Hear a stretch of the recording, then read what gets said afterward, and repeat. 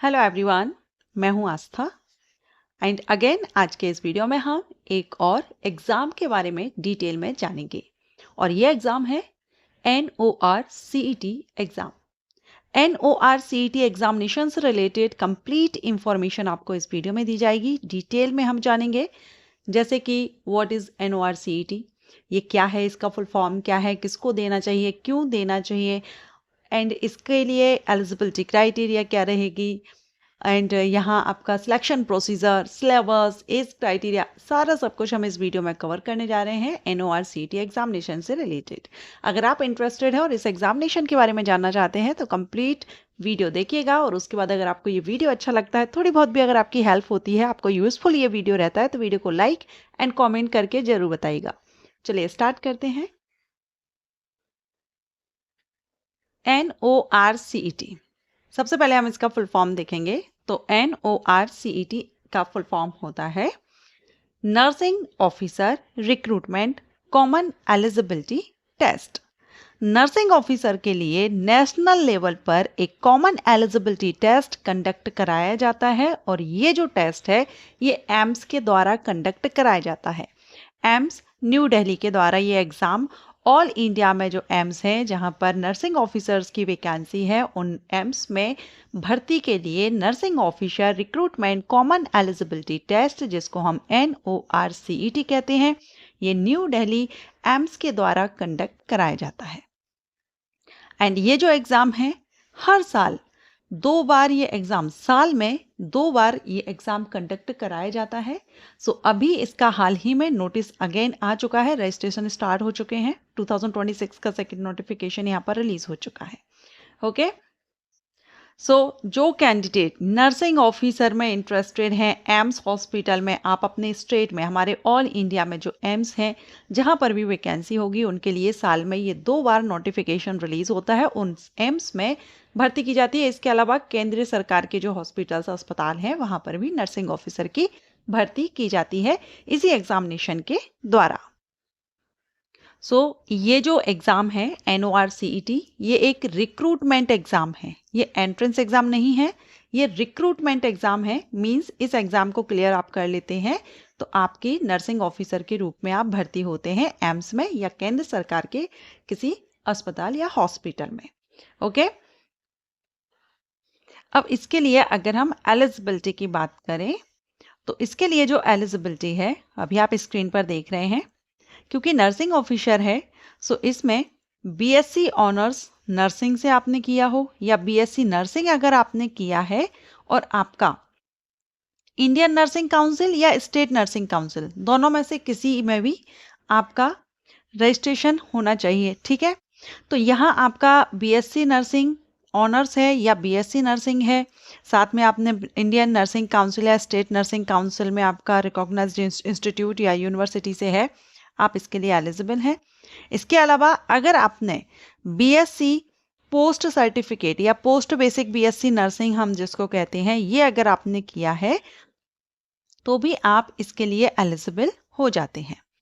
याद रखिएगा, registered as nurse and midwife with state या इंडियन नर्सिंग काउंसिल, ये आपका होना चाहिए।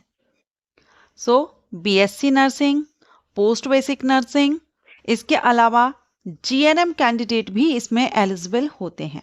अगर GNM जो डिप्लोमा होता है, diploma in nursing general nursing midwifery, GNM, ये भी अगर आपने किया है तो भी आप इसके लिए एलिजिबल हो जाते हैं। लेकिन अगर आप GNM के बेस पर करते हैं तो 2 साल का इसमें एक्सपीरियंस लगता है। ओके, बाकी BSc पोस्ट बेसिक या BSc ऑनर्स या BSc नर्सिंग तो आप यहाँ पर एक्सपीरियंस नहीं है, लेकिन अगर आप डिप्लोमा के बेस पर करते हैं तो 2 ईयर का एक्सपीरियंस 50 बेडेड हॉस्पिटल का यहाँ पर आपको लगेगा। अब बात करेंगे एज लिमिट की।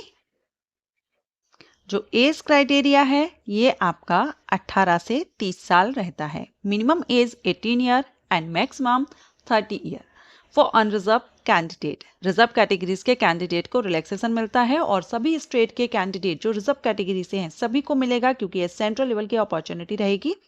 किसी भी स्टेट से आप बिलोंग करते हो, रिजर्व कैटेगरी में होंगे तो आपको एज में छूट मिलेगी। अगर आप जनरल कैटेगरी से हैं 18 से 30 साल एज आपकी होनी चाहिए। Application fees. इस एग्जामिनेशन को जब आप देते हैं, फॉर्म फिल करते हैं, तो सभी एग्जामिनेशन में आपको एप्लीकेशन फीस पे करनी होती है। उसी तरह से यहाँ पर भी आपको फीस पे करनी होगी। जनरल एंड ओबीसी कैंडिडेट के लिए 3,000 रुपये रहती है। SC ST EWS कैंडिडेट के लिए 2,400 रहती है। एंड जो PWD कैंडिडेट होते हैं उनके लिए एप्लीकेशन फीस माफ होती है, उनको फीस पे नहीं करनी होती है। ये देखिए, यहाँ पर आप ये चार्ट देख रहे हैं। अगर आप रिजर्व कैटेगरी से हैं, SC ST हैं, 5 साल का एज रिलैक्सेशन मिलेगा। OBC हैं 3 साल का, PWD हैं तो 10 साल का एज रिलैक्सेशन मिल जाएगा। सिलेक्शन प्रोसीजर में आपका सबसे पहले तो आपका स्टेज फर्स्ट रिटर्न एग्जाम होता है, जिसको हम प्री एग्जाम कहते हैं। एंड प्री एग्जाम क्लियर करने के बाद आपका स्टेज सेकंड यानी मेंस एग्जाम होता है। प्री एग्जाम अभी आप देख रहे हैं, प्री एग्जाम आपका क्वालिफाइंग नेचर का होता है, इसको आपको क्वालिफाई करना होता है। फाइनल जो रिजल्ट होता है उसमें प्री एग्जाम के मार्क्स ऐड नहीं होते हैं, सिर्फ आपको क्वालिफाई करना जरूरी होता है। सो यहाँ आपका फर्स्ट एग्जाम जो रिटर्न होगा प्री एग्जाम, ये क्वालिफाइंग नेचर का होगा। And NORCET pre will not be used for deciding merit rank. Okay, ये मैंने आपको क्लियर कर दिया। प्री एग्जाम आपका 90 मिनट का होता है। 100 MCQs टाइप्स क्वेश्चन पूछे जाते हैं, 100 मार्क्स के ही रहते हैं। अब जो 100 क्वेश्चन है, 100 प्रश्न आपसे पूछे जाएंगे, उसमें से 20 प्रश्न तो रहेंगे आपके related to general knowledge and aptitude से। बाकी जो 80 प्रश्न आपके रहेंगे वो आपके नर्सिंग कोर्स से रिलेटेड रहेंगे। ठीक है, 80 प्रश्न आपके नर्सिंग से रहेंगे, बाकी 20 प्रश्न आपके जनरल नॉलेज एप्टीट्यूड से रहेंगे। एंड इसमें नेगेटिव मार्किंग रहेगी, 1/3 मार्क माइनस किया जाएगा गलत आंसर देने पर। Question paper will be divided in 5 section और हर एक सेक्शन को 18-18 मिनट का समय आपको दिया जाएगा और हर एक सेक्शन में 20-20 प्रश्न पूछे जाएंगे। और ये जो सेक्शन वाइज रहेगा, ये आपको सेक्शन वाइज ही करना होगा, क्योंकि जैसे ही टाइम कंप्लीट होगा ऑटोमेटिक आपका सेकंड सेक्शन ओपन हो जाएगा। जैसे SSC CGL में होता है, सेम उसी तरह से आपका यहाँ पर रहेगा। प्री एग्जाम जब आप क्लियर कर लेते हैं, क्वालिफाई कर लेते हैं, उसके बाद आपका मेंस एग्जाम होता है। मेंस एग्जाम का ड्यूरेशन 180 मिनट का रहता है। वो 90 मिनट का था, ये उसका डबल है, 180 मिनट का है। और इसमें आपसे जो सेकंड मेंस पेपर होगा, 160 प्रश्न पूछे जाएंगे MCQs टाइप, 160 नंबर के ही होंगे। ठीक है, एंड इसमें भी नेगेटिव मार्किंग होगी 1/3 मार्क। इसमें आपके 4 सेक्शन होंगे, उसमें 5 थे, इसमें आपके 4 सेक्शन हैं और 45 मिनट, हर एक सेक्शन को 45 मिनट दिए जाएंगे और हर एक सेक्शन में 40-40 क्वेश्चन आपसे किए जाएंगे।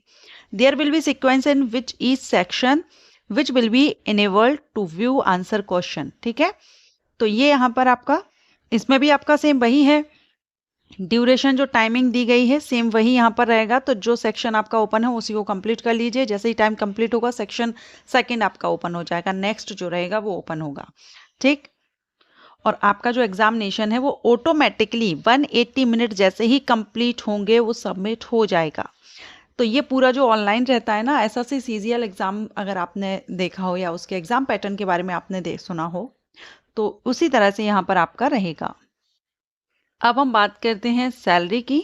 तो अगर आपका इसमें सिलेक्शन हो जाता है, आप नर्सिंग ऑफिसर बनते हैं, तो इसमें आपकी जो सैलरी है वो लेवल 7 से पे मैट्रिक्स, यहाँ आपका पे बैंड रहेगा 2, 9,300 से 34,800 विथ ग्रेड पे आपका 4600। ग्रुप बी की ये पोस्ट है आपकी नर्सिंग ऑफिसर की, और ये AIIMS new Delhi and other AIIMS सभी के लिए है।